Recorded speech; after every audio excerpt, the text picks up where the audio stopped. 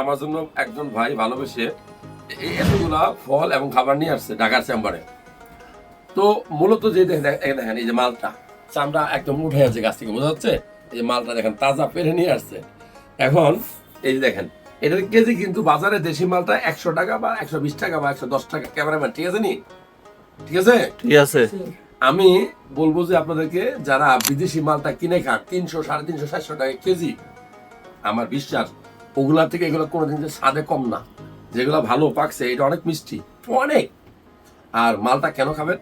মালটাতে সেই পরিমাণে vitamin C থাকে, ভিটামিন এ থাকে, আয়রন থাকে, ফাইবারও থাকে এবং ম্যাঙ্গানিজ থাকে।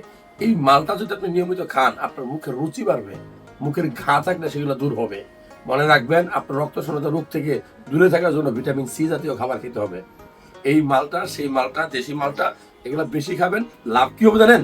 আপনি কম টাকায় ভালো মানের ভিটামিন সি পাচ্ছেন, আর যে কৃষক উৎপাদন করতেছে সে সে দাম পাচ্ছে। আমাদের দেশি একটা ফল এস্টাবলিশড হচ্ছে। সো ভালো লাগলে এই তথ্যগুলো শেয়ার করবেন।